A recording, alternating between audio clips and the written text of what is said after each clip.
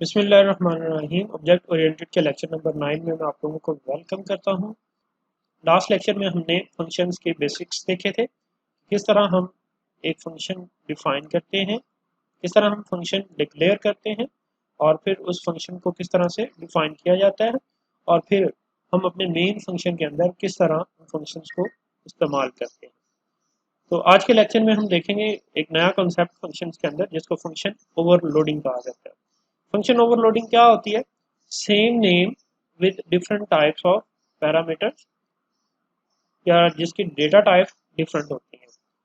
तो सबसे पहले हम सिंपल से प्रोग्राम को देखते हैं जिसके अंदर हमने दो नंबर्स ए और बी को जो है वो प्लस करवाया, ऐड करवाया और उसकी वैल्यू है वो सी में रखी है और फिर स्क्रीन के ऊपर addition of a and b is c लिखा है। तो डिस्प्ले करवा के देखते हैं addition of a and b is something. तो अब हम चाहते हैं कि ये एडिशन का काम जो है वो फंक्शन से करवाया जाए। तो सपोज कर लें एडिशन के नाम से एक फंक्शन बना लेते हैं, आप ऐड के नाम से जिस नाम से भी आप बनाना चाहें। उसमें दो वेरिएबल होंगे एक्स और वाई।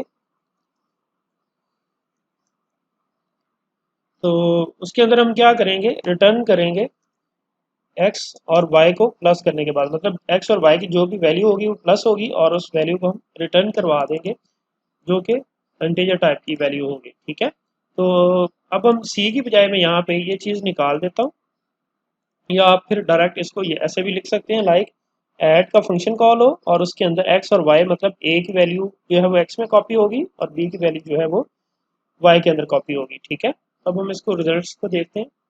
सेम वही रिजल्ट है, addition of a and b is 25। अब क्या हो अगर मेरा ए वेरिएबल जो है वो इंटीजर टाइप का हो और बी वेरिएबल जो है वो मेरा फ्लोट टाइप का हो, तो फिर क्या होगा?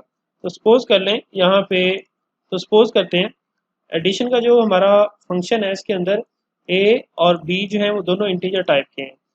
मैं चाहता हूँ कि मेरा फंक्शन जो है वो एक एडिशन करे जिसमें पहला नंबर जो है वो इंटीजर टाइप का हो और दूसरा जो है वो फ्लोट टाइप का हो।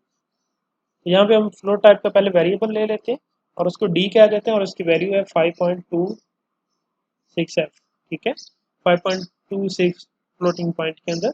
अब हम अगर इसको डी को फंक्शन को कॉल करते हैं, मतलब ए और डी, ए की वैल्यू 5 है और डी की वैल्यू जो है वो 5.26 है। तो अब हम इसको एग्जीक्यूट करके देखते हैं तो आपके पास देखें आंसर कितना आ रहा है, वही इंटीजर आ रहा है। मतलब क्या है, हमारी वैल्यूज जो हैं वो कहीं ना कहीं पे ओमिट हो रही हैं। तो अब इसका हल क्या है? इसका हल है फंक्शन ओवरलोडिंग। तो सेम वही वाली फंक्शन डेफिनेशन होगी, सारा कुछ वैसे ही होगा, लेकिन मैं यहाँ पे इंटीजर y की बजाय जो है फ्लोट y लिखूंगा। ठीक है, मतलब मेरा जो दूसरा नंबर होगा d वाला वो फ्लोटिंग में होगा और पहला नंबर जो है वो मेरा इंटीजर में होगा। और जब मुझे ये रिटर्न किया जाएगा तो वो नंबर जो है वो फ्लोट में होगा। मतलब जो रिटर्न होगा एक्स और वाई की जब वैल्यूज प्लस होंगी तो उनमें पॉइंट का आएगा। पॉइंट मीन्स कि हमें फ्लोटिंग नंबर चाहिए, फ्लोटिंग टाइप का वेरिएबल चाहिए।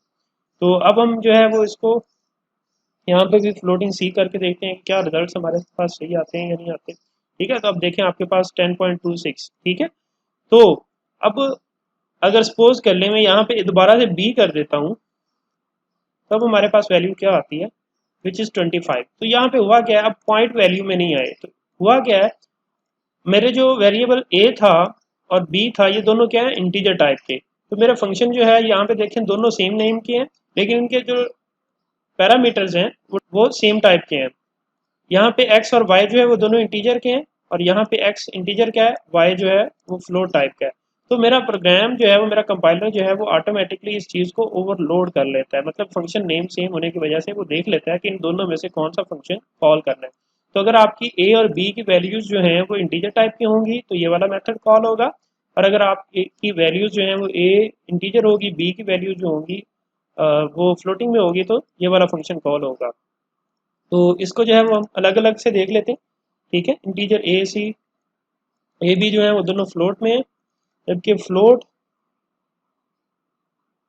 बी की बजाय हम ई कर लेते हैं और इसमें ए और डी वेरिएबल जो है, ए जो है वो इंटीजर टाइप का है और डी जो है वो फ्लोट टाइप का है। ठीक है, तो हम यहाँ पे एक और लाइन जो है वो प्रिंट आउट करवा लेंगे और इसके साथ एंड एंड एंड एंड। ठीक है, तो यहाँ पे सी के अंदर वैल्यू प्रिंट होके आ रही है और यहाँ पे ई के अंदर जो वैल्यू कैलकुलेट होके आ रही है, तो हम इसको डिस्प्ले करवा के देखते हैं। तो addition of a and b, अब ए और बी की वैल्यू जो है वो 5 और 20 है, विच इज़ 25।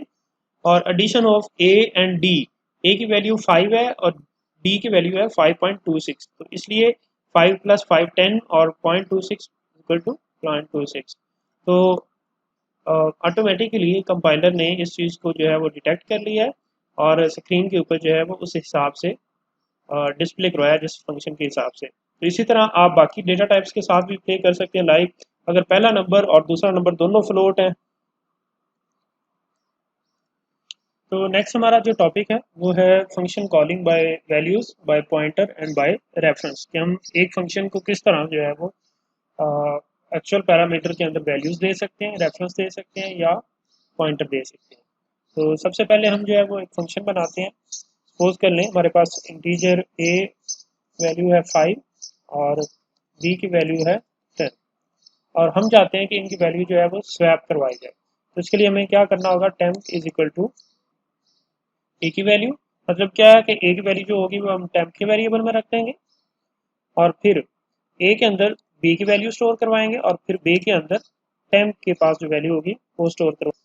तो हम स्क्रीन पे स्वैपिंग से पहले की वैल्यूज और बाद की वैल्यूज दिखाते हैं। तो हम लिखेंगे cout before swap a is, a की वैल्यू जो स्वैप होने से पहले वो क्या है, लाइन ड्रॉप करेंगे, सी आउट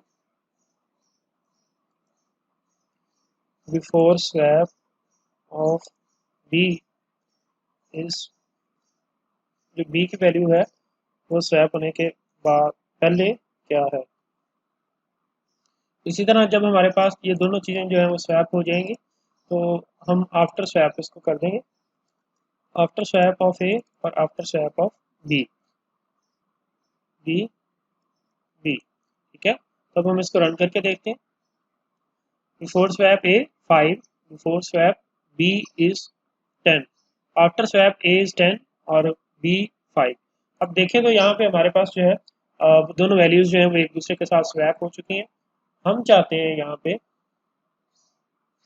अब हम चाहते हैं कि ये जो स्वैपिंग का काम है ये हम खुद करने के बजाय जो है वो फंक्शन की मदद से करवाएं। तो सबसे पहले जो है वो फंक्शन की मदद से स्वैप का फंक्शन बनाते हैं, स्वैप इंटीजर ए और इंटीजर बी, और उसके अंदर वही वाला काम कर देंगे कि ए की वैल्यू जो है वो बी के पास, ए की वैल्यू जो है वो टेम्प के अंदर होगी, बी की वैल्यू ए के, और टेम्प की वैल्यू जो है वो बी के अंदर हम स्टोर करवा देंगे। अब यहाँ पे इस बिफोर और आफ्टर के दरमियान में हम यहाँ पे फंक्शन कॉल कर लेते हैं स्वैप, स्वैप के अंदर हम दोनों वैल्यूज बताएंगे, यहाँ पे जो हमने बताई है ए कॉमा बी। तो अब हम इसको रन करके देखते हैं। अब देखें बिफोर ए 5 है और आफ्टर ए भी 5 है, बिफोर बी स्वैपिंग से पहले जो है वो 10 है और आफ्टर स्वैप भी 10 है। तो ये क्यों हुआ ऐसा, स्वैप वैल्यूज क्यों नहीं हुई? तो हमने लास्ट में देखा था कि जो एक्चुअल पैरामीटर्स होते हैं वो एक्चुअल में कॉपी होते होते हैं इनटू फॉर्मल वेरिएबल्स। अब ए और बी जो यहाँ पे चेंज हुए हैं तो ये इनकी अपनी एक स्कोप है, मतलब इस बॉडी के अंदर जो भी वैल्यूज चेंज होंगी वो इस बॉडी के ख़त्म होने के बाद वो वेरिएबल्स की वैल्यू जो है वो ख़त्म हो जाएंगी।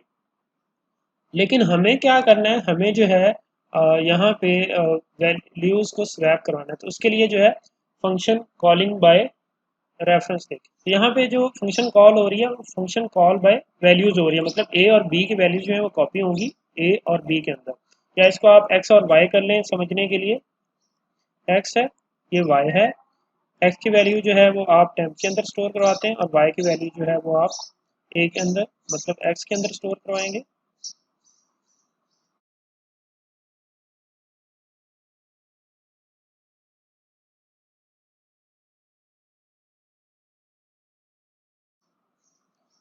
तो आपके सामने जो है वो मैंने वेरिएबल्स के नाम बदल दिए हैं, ठीक है, बाय वैल्यूज, ठीक है। अब बाय रेफरेंस इसको देखते हैं। तो अगर हम एक्स के साथ एंड का साइन लगा दें और वाई के साथ भी एंड का साइन लगाएं तो क्या होगा, यहाँ पे वैल्यू कॉपी होने की बजाय ए की वैल्यू, ए का जो फिजिकल एड्रेस होगा मेमोरी के अंदर वो एक्स के अंदर कॉपी होगा और बी का जो फिजिकल एड्रेस होगा वो वाई के अंदर कॉपी होगा। अब हम इसको एग्जीक्यूट करके देखते हैं। तो अब देखें ए की वैल्यू जो है वो 5 थी बिफोर स्वैप आफ्टर स्वैप जो है वो 10 हो गया, और बी की वैल्यू जो है बिफोर स्वैप थी 10 और बाद में जो है उसकी 5 हो गई है। तो ये कैसे पॉसिबल हुआ, हमने एड्रेसेस को चेंज किया। मतलब क्या है कि ए का एड्रेस कॉपी हुआ एक्स के अंदर और बी का एड्रेस हुआ कॉपी वाई के अंदर। तो यहाँ पे ये एज अ रेफरेंस इस्तेमाल हो रहे हैं। तो क्या होगा, एक्स के एड्रेस के ऊपर जो वैल्यू पड़ी होगी वो टेम्प के अंदर स्टोर हो जाएगी, और फिर वाई के एड्रेस के ऊपर जो वैल्यू पड़ी होगी, मतलब जो एड्रेस होगा उसका एड्रेस जो है वो कॉपी हो जाएगा एक्स के अंदर। ये एक्स जो है वो उसको वाई को पॉइंट आउट करना शुरू कर देगा, और फिर वाई के जो वैल्यूज है, मतलब वाई के एड्रेस के ऊपर हम जो है वो टेम्प की जो वैल्यू है वो स्टोर करवा देंगे। तो इस तरह के जो वैल्यूज हैं वो एक दूसरे के साथ स्वैप हो जाएंगी। तीसरा कॉन्सेप्ट जो है वो कॉलिंग बाय पॉइंटर होता है। तो पॉइंटर के अंदर हम क्या कहते हैं, एड्रेस पास करते हैं और यहाँ पे एज अ पॉइंटर उनको रिसीव करते हैं। तो पॉइंटर के लिए हम यहाँ पे क्या करेंगे, जहां जहां पे आपका पॉइंटर है वहां वहां पे आप स्टार, मतलब क्या है कि एक्स इटसेल्फ जो है वो पॉइंटर होगा, मतलब एड्रेस सेव करेगा, लेकिन जब हम उसके साथ स्टार लगा देंगे तो ये वैल्यू रिप्रेजेंट करेगा जो एक्स के ऊपर पड़ी हुई है। तो एक्स एड्रेस के ऊपर जो वैल्यू पड़ी होगी वो टेम्प के अंदर स्टोर हो जाएगी। उसके बाद एक्स के वैल्यू जो होगी, एक्स एड्रेस के ऊपर जो वैल्यू पड़ी होगी वो रिप्लेस होगी वाई की वैल्यू के साथ।